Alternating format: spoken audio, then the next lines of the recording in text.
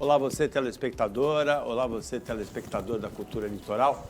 A partir de agora você acompanha a edição desta terça-feira do Opinião 2.0. Vai participar como comentarista o advogado Roberto Mohamed. Eu peço que ele apresente o nosso convidado de hoje. Boa tarde, Mohamed. Boa tarde, Paulo, telespectadores. O nosso convidado de hoje é uma pessoa que eu tive o prazer de ver o Santos tricampeão da Libertadores ao lado dele. A gente tem um amigo comum, o José Francisco Siqueira Neto, que foi meu orientador de mestrado no Mackenzie. E eu sei que é um grande amigo dele, quem nos apresentou. E ele é, na minha opinião, uma das maiores lideranças que o PT construiu depois da era Lula e Zé Dirceu. Ele foi ele veio já numa nova safra, daquele PT mais moderado, equilibrado, e sem dúvida nenhuma foi e é uma das grandes lideranças do PT e que também acabou pagando o preço por tudo aquilo que se cobrou do partido, né? Como a Thelma pagou, o Luiz Marinho também acabou pagando esse preço, mas se manteve leal, e isso é uma das maiores qualidades que um político pode ter. Então a gente hoje está recebendo aqui, eu acho que é um prazer para nós e uma honra receber o Luiz Marinho, que a gente não sabe se a gente chama ele de ministro, de prefeito, de deputado, porque ele já exerceu tudo isso, mas é um prazer para nós estar com ele aqui hoje.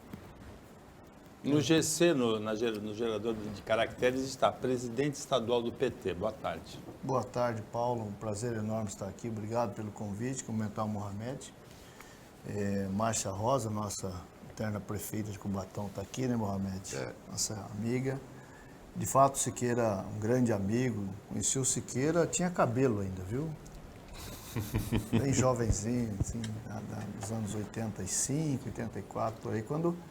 Na verdade, quando eu fui para a direção do Sindicato dos Metalúrgicos do ABC, como tesoureiro, e participei do debate de seleção de jovens advogados, que a gente precisava incrementar um debate jurídico, novas teses, novas tendências.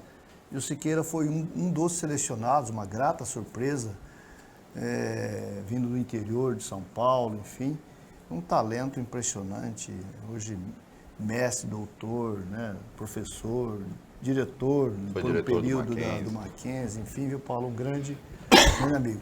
Mas, Mohamed, só corrigindo uma questão. Eu nunca fui parlamentar, na verdade, muita gente acha que eu fui, mas não fui, parlamentar não fui. Eu fui presidente do Sindicato dos Metalúrgicos do ABC, da CUT, presidi o Conselho de Segurança Nacional Alimentar no um ano e meio da gestão do Lula, lá em 2003, 2004, e fui ministro do Trabalho de 2005 a 2007, ministro da Previdência de 2007 a 2008, e prefeito 8 anos de São Bernardo do Campo e agora presidente do PT São Paulo. Então, parlamentar nunca fui. E serei candidato a deputado federal agora esse ano. Então, é a primeira oportunidade de ser parlamentar, se assim o eleitorado, se Deus permitir. Luiz, eu quero começar com uma pergunta, porque a gente recebeu há um mês e pouco atrás aqui o Papa. Você o conheceu porque o segundo mandato dele coincidiu com os seus primeiros mandatos como prefeito de São Bernardo. E São Bernardo tem uma ligação física, inclusive, com os municípios da Baixada, então você sempre foi um interlocutor importante com os prefeitos daqui. E ele comentava a justificativa para ele não ter entrado na disputa do ano passado para prefeito, quando ele era apontado como, inclusive, o favorito nas pesquisas. Você, da mesma forma, vinha de um recall na candidatura para governador, 2 mandatos como prefeito de São Bernardo, se dizia na época um prefeito que tinha agenda de ministro, e você foi candidato de novo, e o Morando ganhou no primeiro turno. Você acha que isso ainda é reflexo desse preço que algumas pessoas dentro do PT pagaram por conta daquela situação toda do final do mandato da Dilma? Ou você acha que foi uma situação política atípica que você entrou porque tinha que marcar presença, mesmo sabendo que ia ser uma batalha em glória?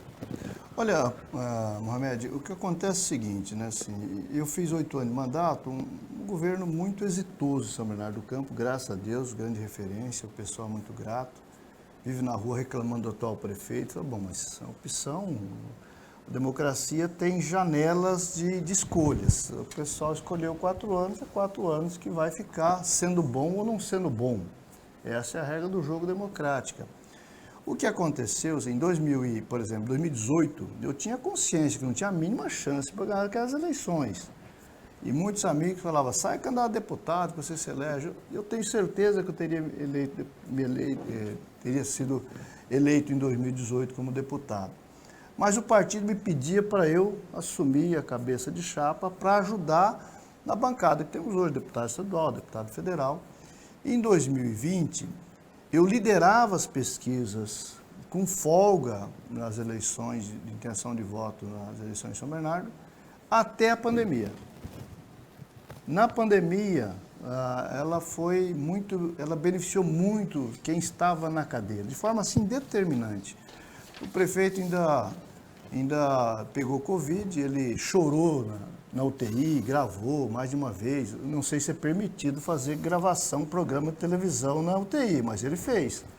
Chorou bastante na UTI lá tal, e nós ficamos sem espaço, na verdade, de diálogo, porque é o seguinte, né? O pessoal se isolou, então você passava na rua, o pessoal falava para você assim, oi, de lá de longe, dentro da garagem ou da janela tal. Nós perdemos a oportunidade desse diálogo, desse contato. Mas aí o pessoal até refletiu, olha, até sugeriram que eu não fosse candidato. O problema é que às vezes você não sendo candidato, o tamanho da bancada que você elege é completamente diferente, a postura do partido é completamente diferente. Então, eu não sou de fugir da raia, de desafios, independente se você tem, se é possível vitória ou se é possível uma derrota que acumula, enfim. Então, um processo, eu sou uma figura de coletivo, sabe? O coletivo define, nós vamos lá, independente se a tarefa é boa ou se não é boa, né? Se o momento é propício ou não é propício, porque a vida não se resume àquela disputa, né? Então, acho que é um processo de acúmulo, essa é a razão. Portanto, tenho minha consciência muito tranquila. Quando o pessoal reclama, eu falo, poxa vida, mas não cobre de mim, cobre de vocês mesmo, né? Cobre, enfim. Mas você sentiu essa guinada do eleitorado durante a campanha? Sim, tranquilamente. Assim, foi muito visível. Tanto é que a coordenação me chamou e falou, ó, as coisas não vai dar. Porque a pandemia mudou o humor, mudou a situação, mudou os rumos. Assim, quem estava na cadeira se foi beneficiado assim na opinião pública, na forma tal, porque você eliminou todas as formas de diálogo, passou a ser o canal oficial da justificativa da pandemia, como está o enfrentamento à pandemia, enfim. Isso assim, beneficiou muito quem estava na cadeira, de forma determinante. E você que sentiu isso na pele, na campanha em São Bernardo, como é que você acha que a pandemia vai influenciar a campanha presidencial do ano que vem, a campanha aos governos estaduais? É uma eleição completamente diferente, viu, Paulo? Assim, a eleição de cidade, ela é muito a necessidade do corpo a corpo, em especial numa cidade como São Bernardo do Campo, que não tem televisão, não tem rádio, não tem uma rádio em São Bernardo do Campo. Para dizer que não tem uma rádio, tem uma rádio da Igreja Católica que tem uma inserção nacional, nem é local, então não tem programação local, não tem nada, não debate a cidade. Aí depende muito do corpo a corpo, do contato, da relação pessoal. A campanha presidencial de governador, ela tem a presença da televisão, conforme um papel importante, não é exclusiva, nunca deixou de ser exclusiva faz tempo, por conta das redes sociais, do novo momento das comunicações modernas, enfim, mas o contato de rua também perdeu relevância em relação ao que era, especialmente a eleição de governador e de presidente da República. Então, é uma eleição completamente diferente. Mas é evidente que a pandemia ela vai estar presente por um bom tempo nos debates de cidade, de estado, de país, eu acredito, né, por consequência, nós ainda não resolvemos, né, não eliminamos o bichinho, tá certo, doutor? Então, eu acho que é um debate presente, necessário, acima de tudo. Pode influenciar nas eleições, especialmente parlamentares, se vier um novo isolamento.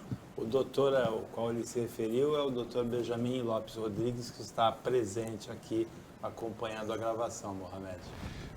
Marinho, indo para esse tema, o PT passou por um momento em que ele ficou acuado.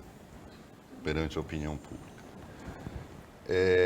A Gleisi Hoffmann tentou fazer um meia-culpa e acabou caindo na armadilha de querer agradar todo mundo. Quando você vai fazer um meia-culpa, você tem que estar disposto a quebrar copo, deixar algum deles cair no chão. Ela disse que a justificativa, ela fez um meia-culpa dizendo que realmente o PT se lambuzou, mas que ninguém se beneficiou pessoalmente, foi tudo em prol do partido. Isso é uma justificativa que é mais ou menos a releitura do manual do guerrilheiro urbano do Marighella, que dizia em se apropriar do Estado para financiar a revolução. Isso é uma visão distorcida. Justamente porque você faz parte do time que eu considero dentro do PT mais equilibrado, internamente houve uma leitura atenta de tudo o que aconteceu, principalmente após o governo Dilma, para o PT se recriar. Ou o PT continua ainda tendo dificuldade na base de entender que precisa se recriar, ou ele entende que não precisa? Olha, o PT é um partido que tem um legado excepcional. Talvez, se a gente olhar historicamente, o partido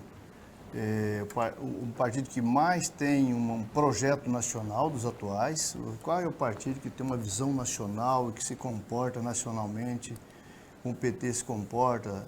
Você tem partidos que são ajuntados, uma federação, cada região do país tem um comportamento completamente diferente, enfim. O PT sofreu um massacre como nunca visto a um partido político no país,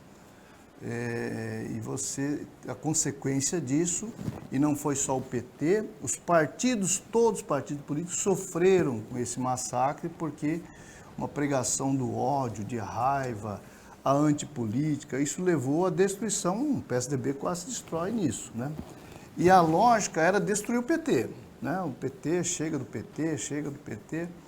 O PT, graças a Deus, tem uma liderança fantástica, teimosa, fantástica, com a sua força. E a teimosia e a força da militância enraizada no Brasil inteiro levou a sustentar o período, né, no topo da perseguição, da prisão do Lula, condenação, prisão de forma arranjada, de forma arquitetada pelos membros do Ministério Público, eu falar do Ministério Público, membros do Ministério Público e o Moro, que graças à Intercept e ao hack de Araraquara, desvendou essa malandragem toda e veio a inocência do Lula. Então, quando fala de corrupção, nós não temos problema nenhum, Mohamed, debater sobre corrupção. Porque, sim, houve corrupção na Petrobras? A resposta é sim, houve.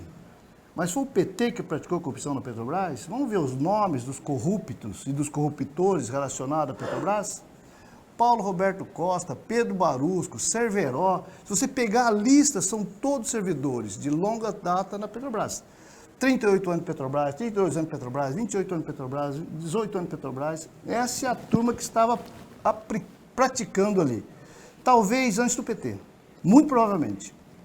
E que as regras que o PT, nos seus governos, criaram de apuração, de transparência, levou a chegar neles e as punições vieram. Alguém devolver 80 milhões assim no primeiro beliscão, você acha quanto que ele tem escondido? Então, o erro da Lava Jato foi o seguinte, mirar no PT e querer pegar o PT. Aí você vai ver, não é o PT que está praticando corrupção. Provavelmente daria para ter recuperado muito mais recursos se fosse a fundo no processo de investigação real e concreto. Mas não, o problema era pegar o PT. E para isso, para sacrificar o PT, sacrificou a economia brasileira e empresas brasileiras, que levou a gerar milhões de desempregados. E o prejuízo em bilhões. Recuperou X bilhões no caso da Lava Jato. E quantos bilhões foi o prejuízo da economia? Então, um combate à corrupção tem que combater a corrupção e não um partido, uma ideia tal, a não ser que se comprove que era um partido de ladrões, que foi a tentativa de transformar o PT no partido de ladrões. Eu sei quem eu sou. Cada militante nosso país sabe quem é. A irresponsabilidade da grande mídia e do Ministério Público, dessa parte do Ministério Público, e do Moro foi esse grande equívoco, na verdade, um crime contra o Brasil. O Opinião 2.0 volta depois do intervalo, que é rapidinho.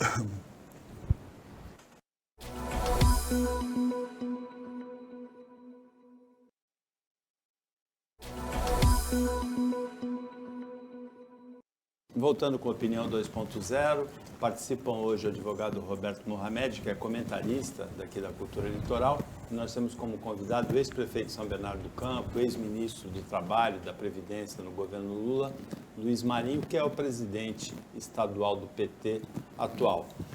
Marinho, você falou no bloco anterior que o Lula foi inocentado, que não é uma verdade. O processo foi anulado por foro, ele não foi inocentado, né? Não foi mostrada a inocência dele. Sequer absolvido. E você falou também, se referiu à corrupção dos governos do PT, como Petrobras, não foi só Petrobras.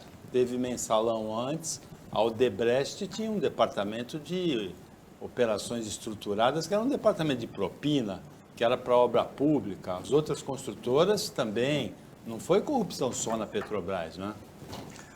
Petrobras, a Odebrecht, que é a Odebrecht que se justifique. Embora o grosso fosse na Petrobras. Por que o Odebrecht tinha um departamento de propina de obras públicas no país? E não era relacionado ao governo do PT, a todos os governos, municipais, estaduais, e a lógica da Lava Jato e da grande mídia é o governo do PT, o governo do PT. E cadê as obras do metrô, que comprovadamente teve corrupção?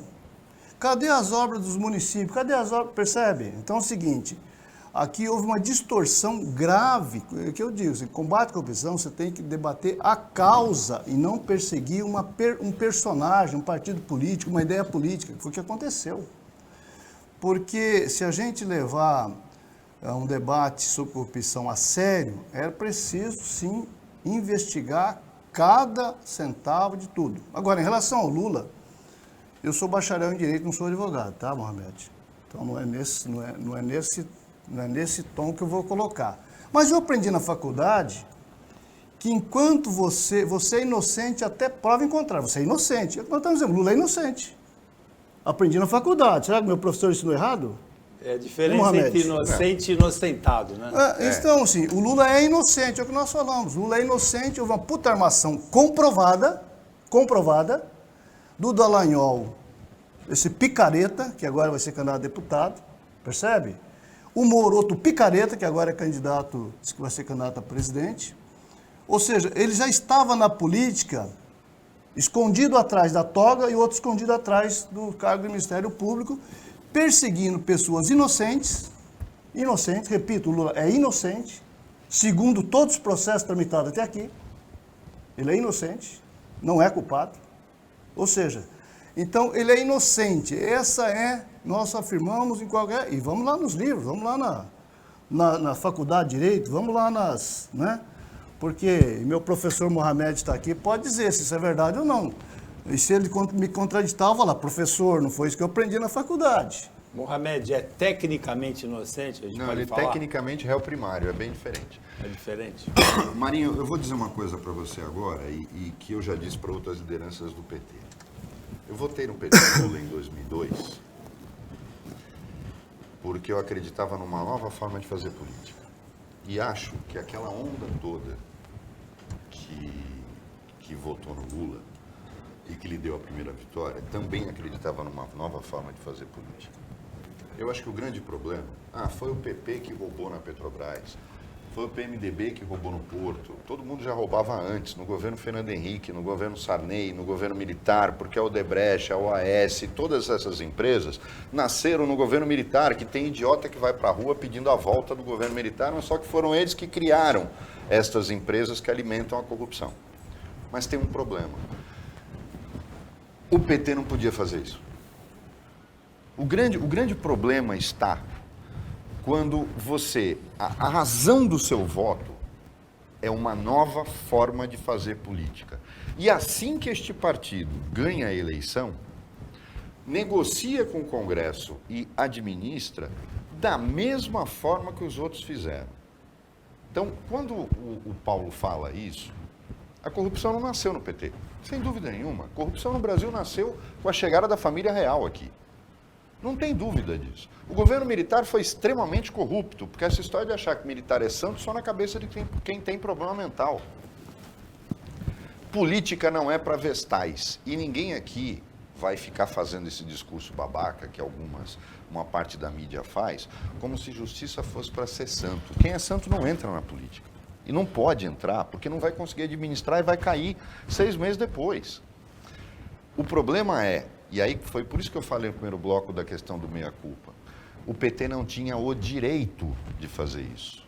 O PT ganhou com uma onda vermelha no Congresso, tinha aquele impacto da eleição do Lula, que ganhou respeito mundial, fez coisas incríveis no governo dele que você vivenciou. O marco regulatório da indústria automobilística, o Plano Nacional de Defesa, coisas que esse cara que está aí não sabe nem o que é e está destruindo a indústria nacional. Eu concordo com você em tudo isso.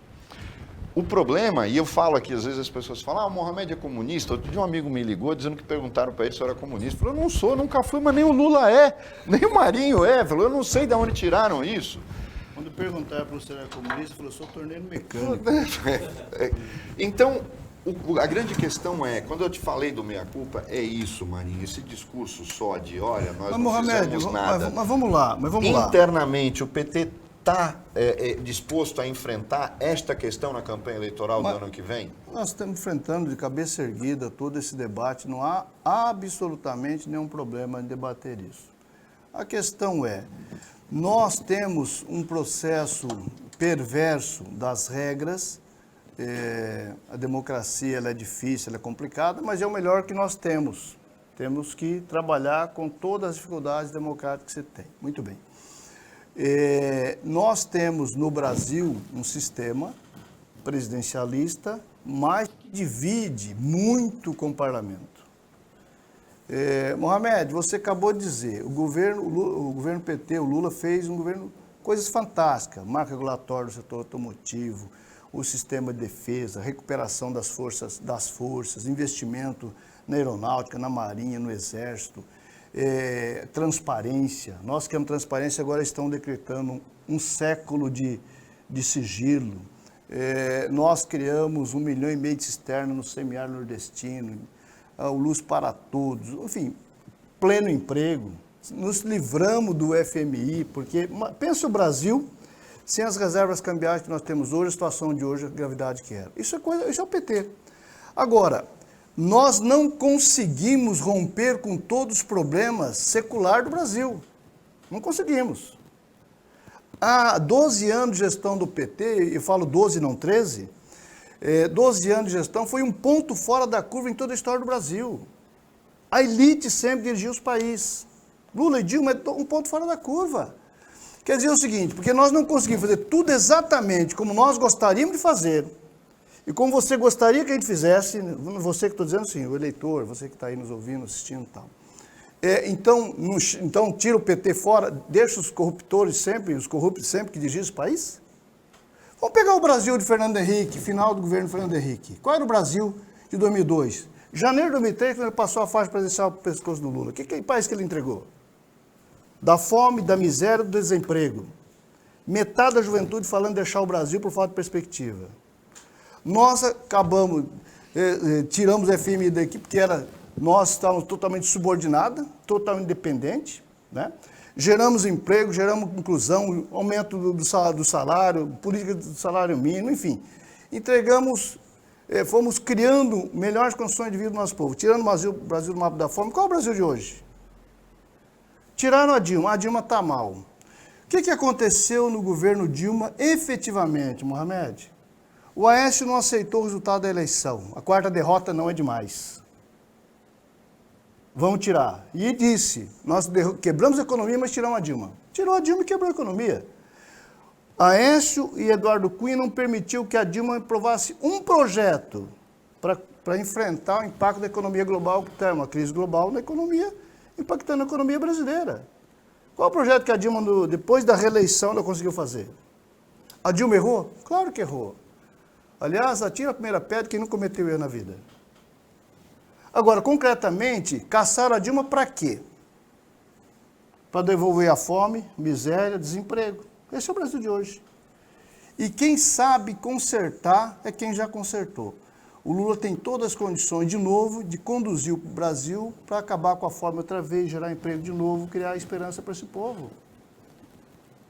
Porque uma coisa essencial nesse debate é a Petrobras. Nós transformamos a Petrobras em uma das grandes petrolíferas do mundo. Pensar que em 8 anos o Lula não aumentou uma vez o gás de cozinha. Bolsonaro 31 vezes. E o Lula tuitou hoje, botou numa rede social dele, dizendo o seguinte: em alto e bom som, se eu for governo de presidente de novo, nós vamos de novo mudar a lógica dos preços da Petrobras. Os acionistas da Petrobras estão ganhando rios de dinheiro e o povo se lascando. A gasolina no preço que está, o diesel no preço que está, impactando no arroz, no tomate, no feijão, no açúcar, na farinha, tudo. É esse o Brasil que nós desejamos? Mas, Marinho, não. Só tem uma coisa que chama a atenção, que é essa coisa do Brasil foi descoberto em 2003. Não foi. Uma série de coisas. O equilíbrio da economia veio do governo Fernando Henrique. O Bolsa Família não era uma coisa nova, é o Bolsa Escola adaptado. Equilíbrio, vamos lá. Vamos falar de... Janeiro de 2003, eu me lembro, a presidente dos casos metalúrgicos do ABC. Final de janeiro, olhando as previsões de inflação, 36% ao ano. A previsão da inflação de janeiro de 2003 era para 36% ao ano. É equilibrado? Tanto não é equilibrado, Mohamed, que o Serra disse em debate em 2002, o PT não tem equipe, não terão capacidade de consertar os rumos da economia. Bom, que país equilibrado precisava consertar os rumos da economia? Você percebe? Todo mundo sabia que o Serra não era do time do Malan. Não importa de quem era, ele representava a elite, representava a sucessão do Fernando Henrique. A crise atual ela começa no final de 2014, e eu já disse por quê. E eu disse por quê. E eu já disse por quê. 36% ao ano, dívida do FMI, subordinado de 4%, olhando só para os americanos. Eu disse, nós vamos romper com essa política, nós vamos saldar a dívida, porque aprendi com a minha mãe, quem deve para Deus e todo mundo, não tem moral para andar de cabeça erguida e falar por aí afora. Então ele focou no equilíbrio fiscal, consertou, e tanto é que o Serra falava assim, se o Lula só faltava chamar o Lula de analfabeto, a bem que nas entrelinhas ele falava, se o Lula vencer, o Brasil vai virar uma grande Argentina, porque a Argentina estava numa draga naquela fase lá. Então, a aposta da elite brasileira é o seguinte, o Lula vence a eleição, não tem jeito, ganha, tal, toma posse direitinho, nós vamos fazer bonito, ó, a democracia está sólida, mas não termina o mandato. Eu vou falar uma coisa que vocês vão achar, você está exagerando. O mensalão foi inventado para tentar impeachment o Lula. O que aconteceu no mensalão de verdade, sabe o que foi, Paulo? Os partidos que iam apoiar o Lula no segundo turno pediu contrapartida para apoiar e para respaldar no Congresso que o PT assumisse as dívidas de campanha. Que o PT, para honrar, foi no banco, fez um empréstimo que o PT pagou centavo por centavo. O crime do Genuíno, quase morreu na cadeia, foi ter assinado o empréstimo dos bancos, que o PT honrou centavo por centavo. Transformaram nisso em mensalão porque o Roberto Jefferson botou a grana no bolso e não repassou para os caras do Estado que foram candidatos a senadores e governadores. É isso que aconteceu. Mas uma arquitetura, uma engenharia envolvendo os grandes das comunicações, os grandões, envolvendo o judiciário, envolvendo muita gente, pô, vamos... O Lula é muito safo. Falou, quer me caçar? Vamos ver quem tem mais perna para rodar esse país. Mas, Luiz Marinho... E foi nesse momento que eu fui convocado para o Ministério do Trabalho, no pico do mensalão. Eu lembro disso. E nós vencemos essa parada, reelegemos o Lula. Só que isso continua a perseguição para tentar tirar a linha sucessória do Lula. Todos eles foram caçados. Zé Dirceu, Genuíno, Palocci, João Paulo Cunha. Todos eles que teria sim, pode ser, foram eliminados. E eu recebi gente, no meu gabinete, já como prefeito, assim, a Dilma é um poste, a Dilma não ganha essa eleição, nunca disputou nada, nem vereadora. Esquece, Lula já perdeu. Lula não faz sessão. Bom, vamos ver a história. A história foi, eu fiz sucessora tal, e então foi. Em 2014, Paulo, o que aconteceu verdadeiramente, é verdade que a Dilma cometeu, na minha avaliação, um erro, que ela fez um discurso na campanha e virou a chave para tentar uma outra solução. Porque ela escondeu a crise na campanha, né? E aí ela, acho que foi o erro cometido aqui, tá certo? Então, autocrítica, esse é um ponto de autocrítica. A própria Dilma disse, cometi erros. Um dos erros foi fazer excesso de desoneração da folha tributária, tal, benefício das empresas. Mas na minha avaliação, isso não foi o principal erro nesse ponto. O principal erro foi não ter colocado os trabalhadores na mesa quando discutia a desoneração. Porque quando você discute só com o empresário, sem os trabalhadores na mesa, desculpe, a visão empresarial, ela não tem toda a visão. Não estou falando que de má fé, não é de má fé que eu estou falando.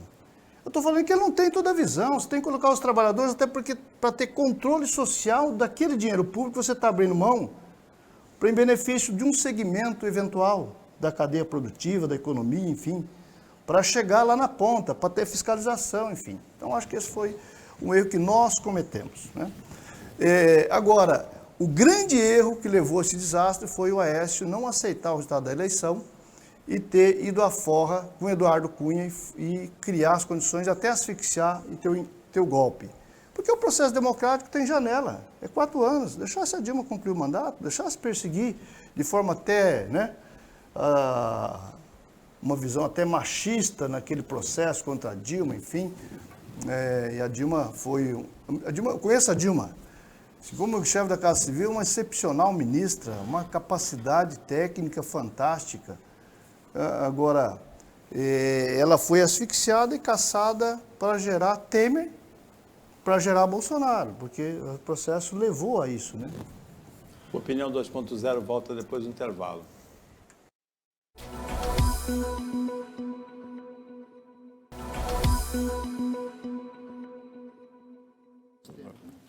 Voltando para o último bloco do Opinião 2.0, que hoje tem como comentarista Roberto Mohamed e tem como convidado Luiz Marinho, ex-ministro da Previdência e do Trabalho no governo Lula, ex-prefeito de São Bernardo do Campo e presidente estadual do PT. Marinho, tem uma polarização política entre o Lula e o Bolsonaro, aparentemente, por enquanto não tem uma terceira via consolidada para a eleição presidencial do ano que vem. Tem uma outra polarização, que é em relação às medidas que foram tomadas na pandemia, que é uma polarização bem clara, né? De um lado, pessoas que apoiam a vacina, que apoiaram as restrições de circulação impostas pelos governadores, e de outro, gente que não apoiou isso. Como que o PT se posicionou nisso? Primeiro, eu costumo dizer que a nossa polarização não é contra o Bolsonaro, que o Bolsonaro é uma coisa que está aí. Nossa polarização é contra a fome, a miséria e o desemprego. Essa é a nossa polarização, é isso que nós queremos consertar. E para isso nós estaremos à disposição do povo brasileiro para mais uma vez fazer o que nós já fizemos. Em relação ao debate da pandemia, Paulo, é evidente, assim, o governo federal errou do começo ao fim. Foi levado a corrigiu pontualmente, tal, mas não totalmente. Os especialistas garantem que se tivesse feito da forma que deveria, talvez nós tivéssemos dos 600 e quase, acho que 15 mil que está chegando agora de óbitos, nós não teríamos ultrapassado 200 mil, 200 e poucos mil, ou seja, poderia ter salvado 400 mil vidas. Né? Isso é muito grave, né? Isso é um crime cometido, né, por uma opção de não obedecer, não seguir a orientação da ciência e tal. O governador Dória, ele fez o discurso correto do ponto de vista da ciência e tal, a partir especialmente de um determinado momento, porque apesar de fazer o discurso correto, ele não teve coragem de tomar medidas, como por exemplo aquele feriadão que ele antecipou. Ali tinha que ter fechado as estradas, tinha que ter criado mecanismo de restrição nas estradas. Ele liberou, então, ele pegou o início das contaminações que estavam acontecendo nas grandes cidades, espalhou para todo o estado de São Paulo. Isso é uma medida, né, totalmente equivocada e falta de pulso. E alguns prefeitos me diziam que ele estava com insegurança se a polícia ia obedecê-lo. E tem outro caso do Dória que para mim é muito grave.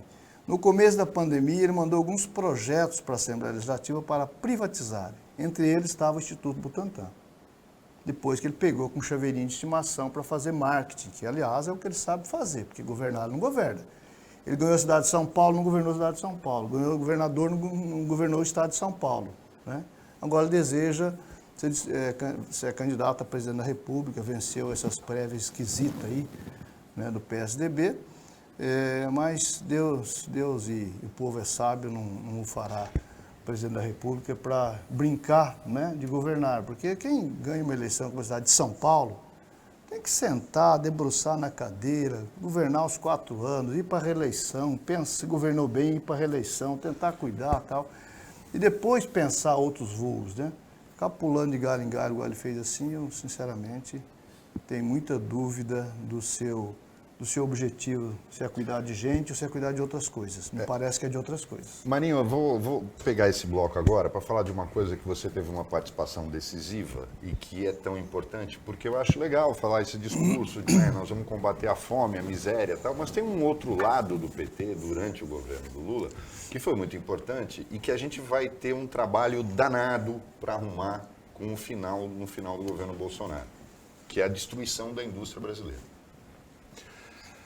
Pouca gente sabe que você foi decisivo, por exemplo, na escolha do Gripen, que teve uma transferência de tecnologia inacreditável, que não existia nem no Rafale, nem no Hornet, os caças para a FAB, e que você foi decisivo na movimentação para que o Brasil não fizesse a bobagem de comprar o caça francês e entrasse no projeto, que se criticava na época que só existia um protótipo, mas que muita gente esquecia que o AMX, aquele caça que o Brasil fez com a Itália, foi o responsável por transformar a Embraer no que ela é hoje, porque a Embraer não detinha tecnologia de jato. Da mesma forma, a gente está assistindo hoje, no governo de um cara que fica falando de militar toda hora, a FAB acabou de diminuir o número de encomendas do KC-390, projeto que nasceu no governo do Lula. Um cargueiro, que é um avião que faz falta, e por causa da logística, no meio da pandemia, faltou avião da FAB para levar oxigênio para Manaus. Mas isto é reflexo dessa desindustrialização no Brasil. Está muito caro fazer os aviões, ele está destruindo o orçamento militar, e a indústria militar ela é essencial para o desenvolvimento da indústria e da pesquisa civil. Você calcula que um primeiro governo, após Bolsonaro, consegue recuperar todo aquele marco da indústria que foi feito durante o governo Lula e que já tinha nascido no governo Fernando Henrique? Ou você acha que a gente vai precisar de mais tempo do que isso para recuperar principalmente o poder da indústria nacional, que é tão importante quanto o agronegócio? Eu diria que é mais importante que o agronegócio, que o agronegócio ele produz, na verdade, commodities. Não produz desenvolvimento, o agronegócio produz commodities. E quem alimenta a mesa do povo brasileiro é a pequena produção, a pequena produtora, a agricultura familiar. Quem produtos ecológicos, está preocupado com isso é a pequena produção. Mas o agronegócio tem seu papel importante na economia brasileira. Não estou aqui desmerecendo o agronegócio, se trata disso. A indústria produz desenvolvimento. E, de fato, nos preocupa muito esse processo de desindustrialização. E mais, aqui na Baixada tem um tema tão sensível para esse debate que você, Mohamed, talvez não esteja ligado, que é o Porto. O que estão tentando transformar o Porto de Santos é muito prejudicial à indústria.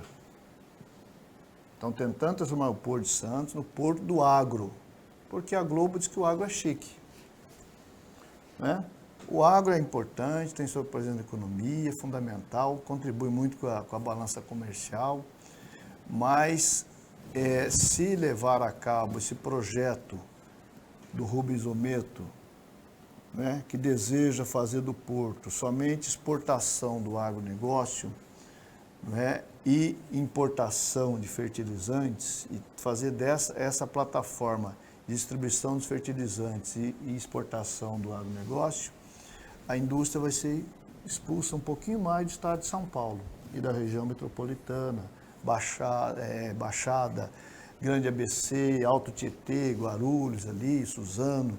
Então, esse é um debate muito sério que o vereador Chico Nogueira vem fazendo um debate, se apropriando disso, debatendo bastante. Aproveito para mandar um abraço para a Thelma de Souza, o Chico, Edilson, nosso vereador, toda a nossa militância do PT aqui na Baixada Santista, Márcia Rosa, que está aqui no estúdio conosco. Agradeço sempre o carinho da militância do PT conosco aqui, dos partidos de esquerda de maneira geral.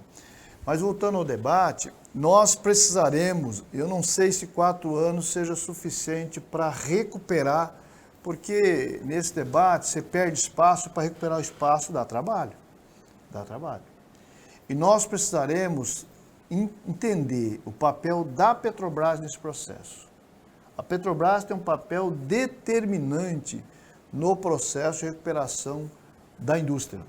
Se a gente voltar lá em 2002, qual era a situação da indústria naval, por exemplo? Não sei se você se recorda.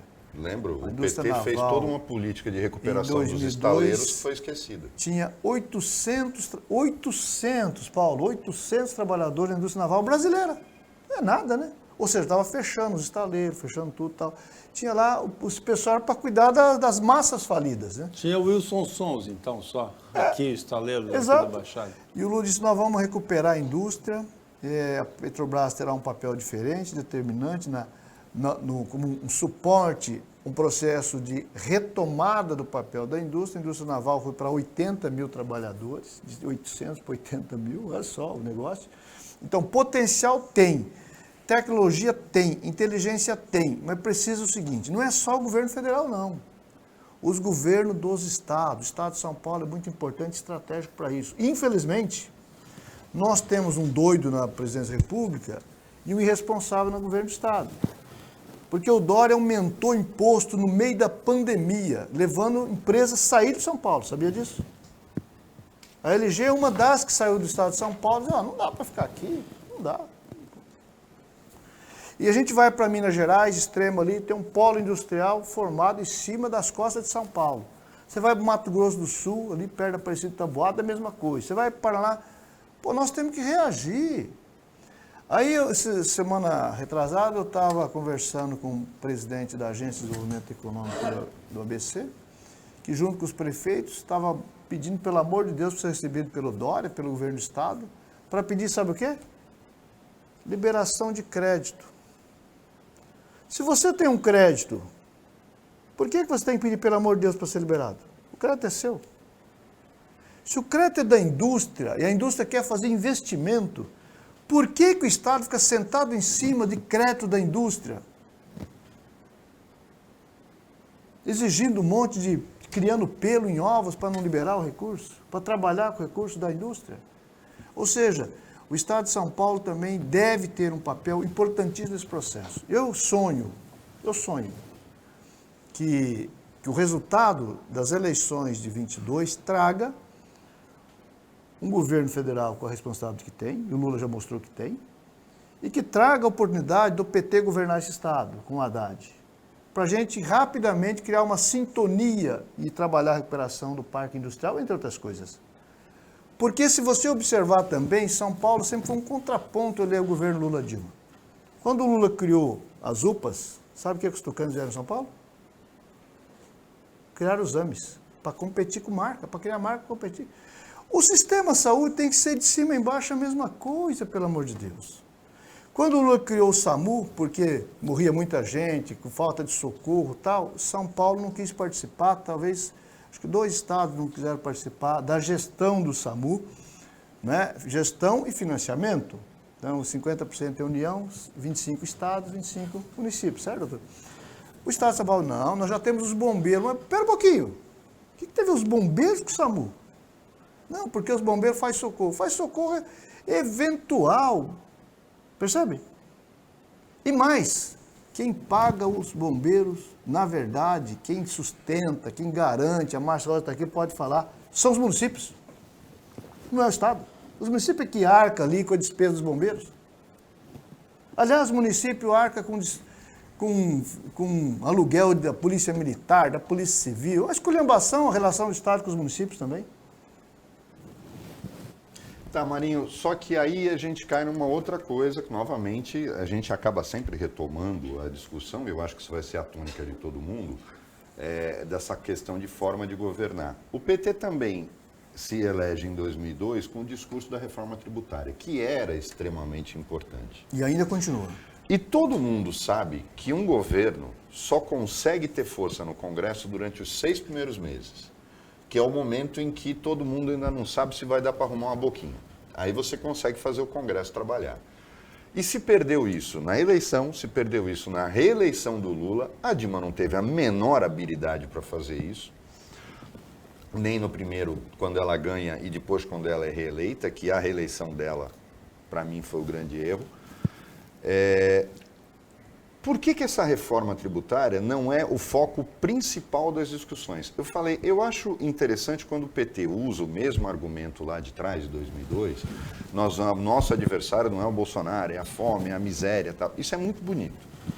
A questão é, de forma prática, o PT vai assumir com muito mais coisas para resolver do que quando assumiu pegando o governo do Fernando Henrique, porque esse cara destruiu o país. A gente tem falado isso aqui. Esse modelo de privatização do porto é um absurdo, é privatizar a autoridade portuária, quer dizer, você vai privatizar a atividade de Estado, isso não existe. A questão prática, equipe, a gente sabe que aquele discurso do Serra era um absurdo. Eu acho que o PSDB tem bons quadros, mas o PT tem quadros excepcionais e mostrou isso no primeiro governo do Lula. E quadros que não se contaminaram. E tem uma outra coisa, o PT, o governo Lula e o governo Dilma não contou só com quadros do PT. Nós não temos uma pretensão de governar só com quadros do PT. Os quadros que estão à disposição nós vamos utilizar, vamos chamar, vamos trabalhar como trabalhamos, como trabalhei no meu governo, seguramente a Márcia no dela, o Lula, a Dilma, os nossos governadores, não tem só petistas dos nossos governos. Tá, mas aí tem quadro de carreira, tem quadro dos partidos. Há possibilidade de repetir aquele erro de se juntar só com quem não presta? O que eu tenho um apelo a fazer aos nossos telespectadores. Porque você tem uma coisa, Mohamed, que a realidade impõe. Você tem que negociar com aqueles públicos, não tem dúvida. Perfeitamente. Então é o seguinte, a negociação vai ser maior ou menor a depender do resultado eleitoral do parlamento. Ok? E sim, o Lula, do governo Lula, dos 513 cadeiras da Câmara Federal, sabe quantos que tinha, não do PT, a soma de todos os partidos de esquerda? 125. 125. Aí o pessoal fala assim, por que o Lula, eu já discuti isso, já perguntaram em plenário isso, mas por que o Lula fica compondo com o Sarney, com o Renan Calheiros, com não sei quem? Falei, simples, porque o eleitorado assim exigiu. Como exigiu? A culpa é do povo agora? Sim, a culpa é do eleitor. Porque é o seguinte, quantos petistas tinha em 89? Aí do PSOL, do PCdoB, do PSB, do PDT... Os bons que se juntavam de primeira hora, dos outros partidos, nem era tudo de esquerda, mas que tem bom senso, que não fica nessa, bota a faca na costela para exigir uma vaga no tribunal não sei das quantas, para nomear não sei quem, não sei aonde. Quem vai lá assim, como é que é o Brasil, o que o Brasil precisa? Era 125 dos 513. Então é o seguinte, o que eu peço assim, não vote em qualquer um. Observe que os caras estão votando lá neste momento. O que estão votando agora? Percebe? Quem que votou lá para acabar com o Bolsa Família, para criar Auxílio Brasil, uma bagunça danada que nem sabe o que vai acontecer? Tira uma política consolidada para botar outra política no lugar, que tem previsão até dezembro de 2022. 23 não sabe o que vai ser. Observa quem votou assim e fala, esse não pode ser reeleito, vamos tirar lá, vamos limpar essa corja que está lá. Botei até mais recente o orçamento secreto ontem. O orçamento secreto, que parece que um senador do PT também votou, precisa levar um puxão de orelha, porque isso não é nenhum petista ter votado essa porcaria. Votou agora com o orçamento secreto remodelado.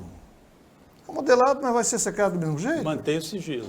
Então, o seguinte, observa quem assim fala assim, ó, você não merece continuar aí, não vota nessas pessoas, percebe?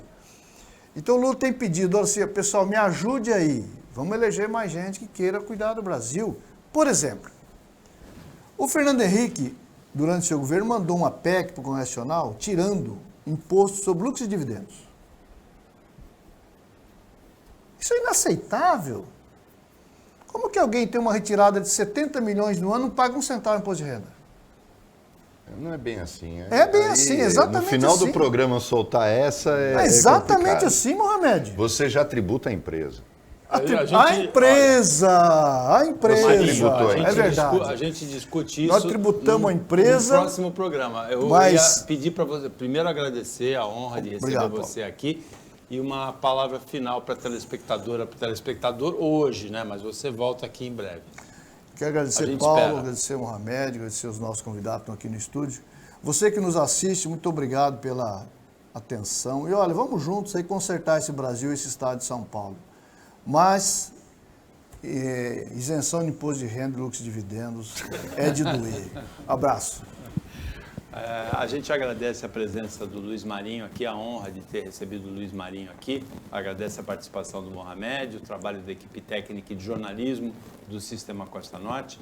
E agradece principalmente a você que acompanhou a gente em mais essa edição. Até amanhã, nesse mesmo horário de 15 para as 2 aqui à tarde, ou de meia-noite na reapresentação. E uma ótima semana para você que você merece.